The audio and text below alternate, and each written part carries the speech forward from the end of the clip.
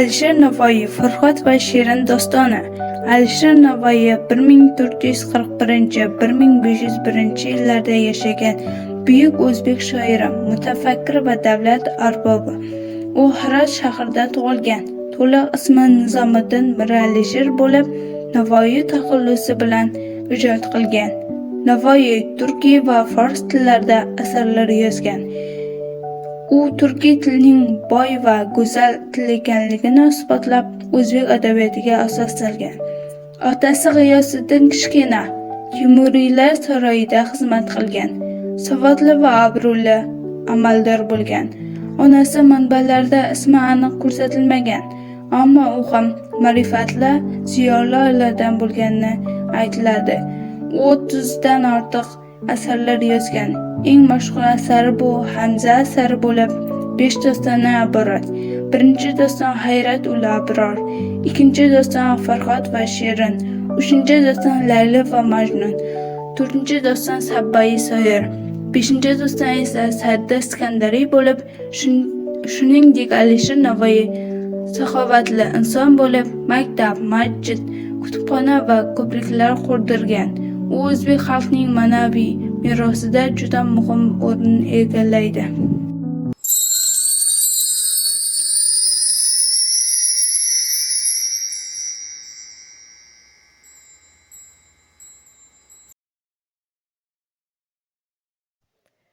Xusra Farhodning jamoliy odobini ko'rib, jazolashni ham unutdi-da, unga qarab so'z ochdi.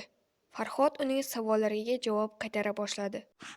Ey yo'ldan adashgan telba, qayerdan kelding? Telba qayerdan kelganini qayerdan bilsin?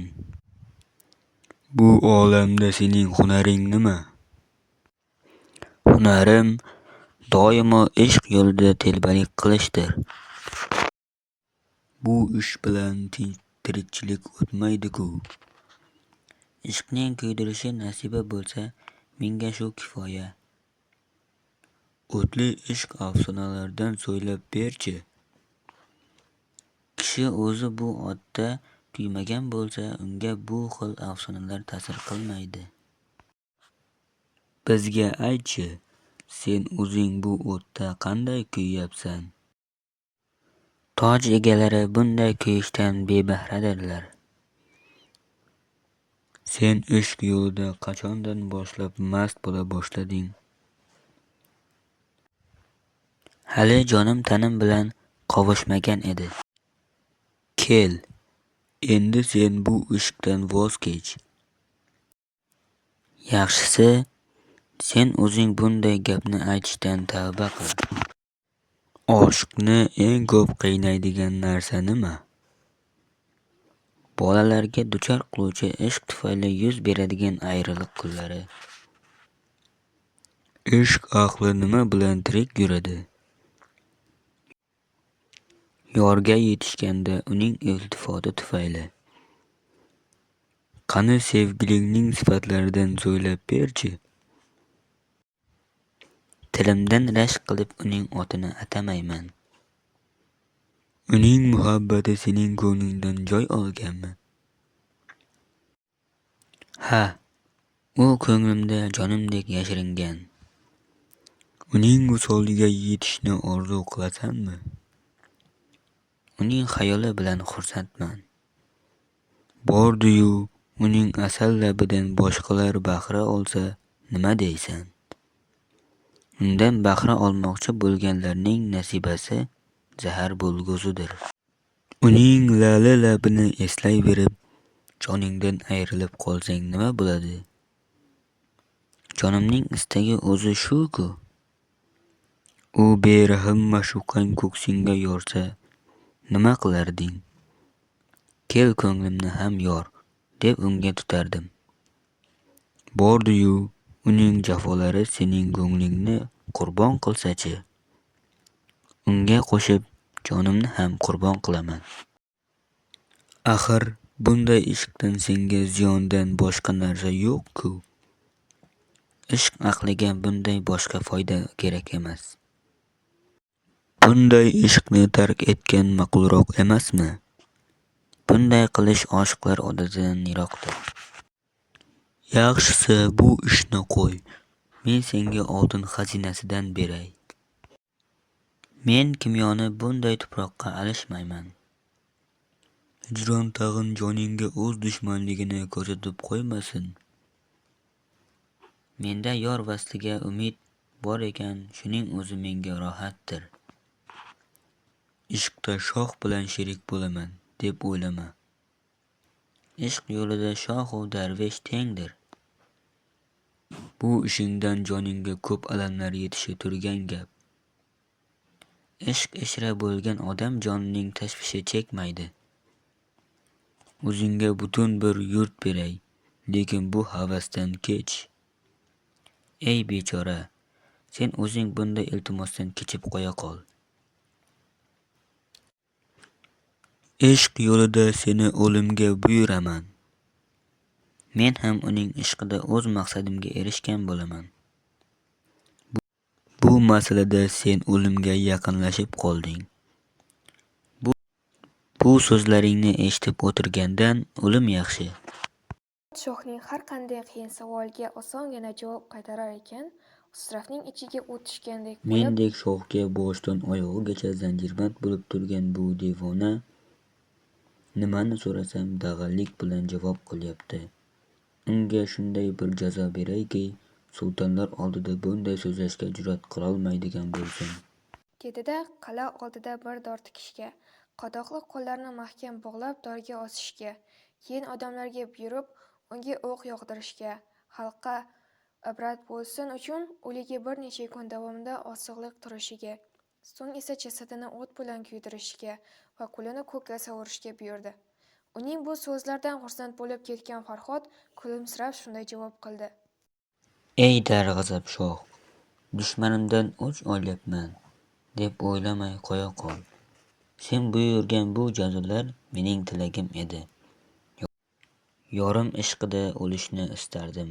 Bugun Tangri shu orzumga yetkazdi. Sen g'azablanganing sari men shodlanayapman. O'limga buyurganingdan xursandman, chunki jonim azoblardan qutuladi.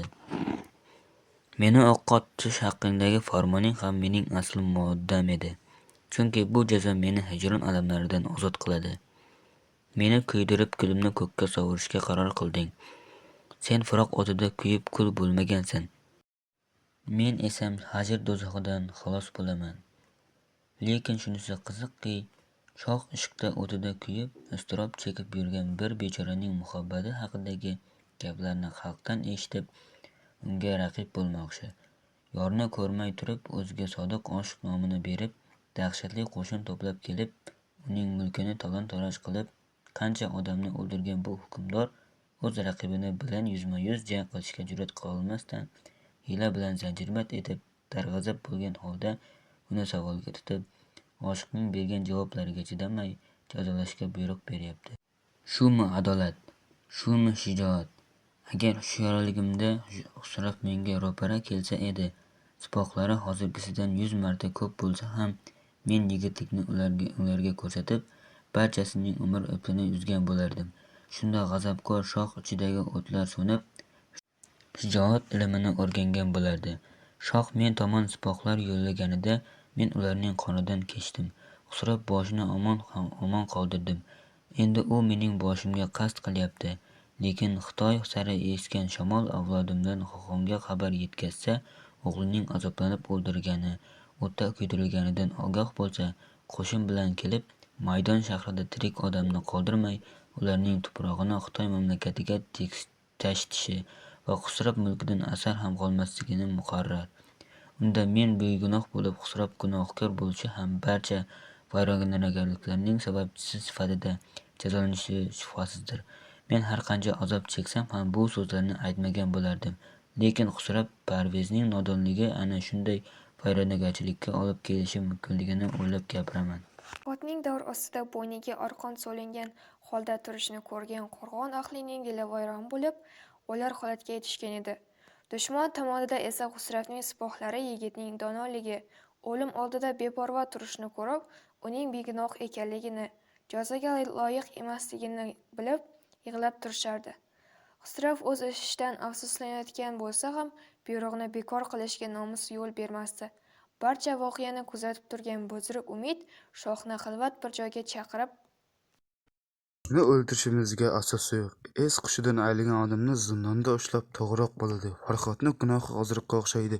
Devonga o'xshab ko'rinsa ham so'zlarda haqiqat yaqinroq. Yaxshisi baland tog'lar orasida bir joy topib o'sha yerga qamasak, 2-3 oy zindonda yotsa, 2-3 yuz sipoh uni nazorat qilib tursa ma'qul bo'ladi. Rost so'zlay boshlasa, tirik yursa ham uni ziyoni tegmaydi. Yolg'on so'zlayotganini sezsak, istagan ishimizni qilishimiz mumkin dedi. bu so'zlar Xusravga ham ma'qul tushdi.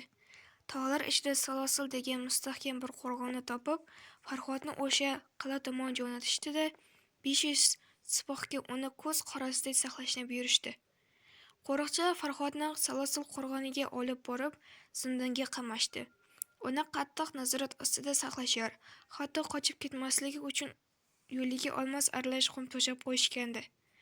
Xusrav Farhodni qochirib yuborganlarning kallasini chopib tashlash yoki qo'rg'on tepasidan lo'qitib yuborishga buyruq bergan edi. Qo'riqchilar bundan qo'rqib, doim hushyor turishardi. Lekin nega chekayotgan og'u faryodlarni eshitarkan, unga maftun bo'lib qolgandilar. Qur'at o'rgatgan ismlar ichida bir ism bo'lib, u o'qilsa kishilar qayerga borsa ham xalal berolmay qolardi. Yo'lida har qanday mustahkam darvoza uchrasa ham ochilmay qolmasdi. Shu ismni tiliga olgan Farhodning bandlari yechilib, darvozalar ochilib, har kechasi qala va uning atrofida tog'u dashtlarni aylanib kelardi. Soqchilar uyg'onmay turib o'z joyiga qaytgan Farhod kishilarni yana taqib olardi.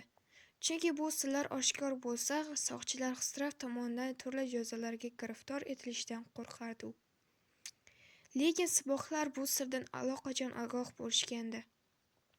Farhodning sayrdan qaytgach, o'zini yana bandga solayotganidan xabar topgan soqchilar bunday ishni qilmay, bemalol sayr etishga ruxsat berishdi. Sevgilisidan ayrilib iztirob chekayotgan Farhod tog'u dashtlarni kezar ekan, yirtqich va xonaki hayvonlar uning atrofini o'rab olar, qushlar boshiga soya solarkan. Barcha hayvon va qushlar bilan so'zlashib, dardini bayon etardi. Ular ham oshiq yigit ahvolini ko'rib faryod chekardi. Tong asta-sekin yorishib borarkan, Farhod subhga murojaat qilib, Sen ham menga o'xshaysan. Yuzingda ko'z yoshlaring namoyon. Iching ham menga o'xshab o'rtanadi. kun yoyilib ketgach, tog'u dasht kezib, hijron alamiga chiday olmay g'am anduh chekar. Devonalardek ko'z yoshni to'karkan, fig'onadan tog'larni ham bezovta qilardi. Farhod ayriliq o'tida iztirob chekib, olam ko'ziga qorong'u ko'rinar, kunduzlari beorom bo'lib, tog'u dashtlarda kezib faryod chekardi. Farhod kishilardan qutulib, istagan tomonga borish imkoniyatiga ega bo'lsa ham, nagohan Xusrav eshitib, soqchilarni jazolamasin degan fikr bilan o'z manzilidan ko'p uzoq ketmasdi. Lekin bu ishlarning bari shoh qulog'iga yetib borgandi. Darg'azab bo'lgan Xusrav soqchilarni qattiq jazoladi. Keyin Farhodning o'sha yerda ekanini, o'z manzilidan yiroqqa ketmayotganini bildi-da, O'zimni bilmaganlikka olib, bu voqealarni eshitmagandek yurishim ma'qulga o'xshaydi. degan qarorga keldi. Farhodni kishanda ko'rgach esa yana xursand bo'ldi. Shoh makkorlik bilan Farhodni qo'lga olgan paytda Shopur shaharga kirgan edi. U do'stining ahvolini o'ylab nolayu faryod qilar, ko'kragiga tosh bilan urib iztirob chekardi.